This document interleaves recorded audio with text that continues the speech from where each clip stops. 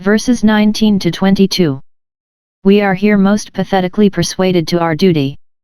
Let but reason rule us, and religion will. 1.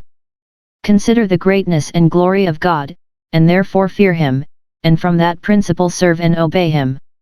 What is it that is thought to make a man great, but great honor, power, and possessions? Think then how great the Lord our God is, and greatly to be feared. He has great honor, a name above every name. He is God of gods, and Lord of lords. v. 17. Angels are called gods, so are magistrates, and the Gentiles had gods many, and lords many, the creatures of their own fancy, but God is infinitely above all these nominal deities. What an absurdity would it be for them to worship other gods when the God to whom they had sworn allegiance was the God of gods. He has great power. He is a mighty God and terrible, v. 17, who regardeth not persons. He has the power of a conqueror, and so he is terrible to those that resist him and rebel against him.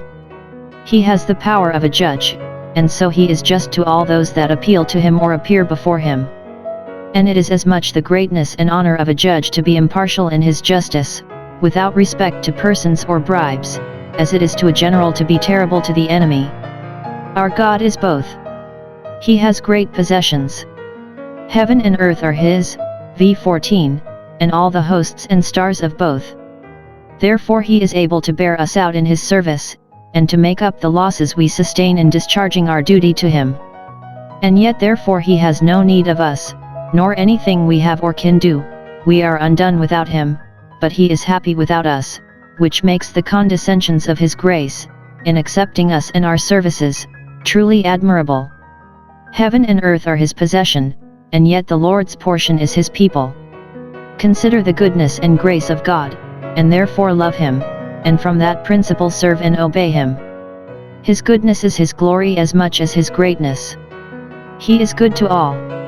Whomsoever He finds miserable, to them He will be found merciful. He executes the judgment of the fatherless and widow. v. 18. It is His honor to help the helpless, and to succor those that most need relief and that men are apt to do injury to, or at least to put a light upon. But truly God is good to Israel in especial obligations to Him. He is thy praise, and He is thy God. v. 21. Therefore love Him and serve Him, because of the relation wherein He stands to thee. He is thy God, a God in covenant with thee, and as such He is thy praise, that is, He puts honor upon thee. He is the God in whom, all the day long, thou mayest boast that thou knowest Him, and art known of Him. If He is thy God, He is thy glory. He expects honor from thee. He is thy praise, that is, He is the God whom thou art bound to praise. If He has not praise from thee, whence may He expect it? He inhabits the praises of Israel. Consider, first, the gracious choice He made of Israel. v. 15. He had a delight in thy fathers, and therefore chose their seed. Not that there was anything in them to merit His favor, or to recommend them to it, but so it seemed good in His eyes. He would be kind to them, though He had no need of them. Secondly, the great things He had done for Israel. v. 21, 22. He reminds them not only of what they had heard with their ears, and which their fathers had told them of, but of what they had seen with their eyes, and which they must tell their children of, particularly that within a few generations 70 souls, for they were no more when Jacob went down into Egypt, increased to a great nation, as the stars of heaven for multitude.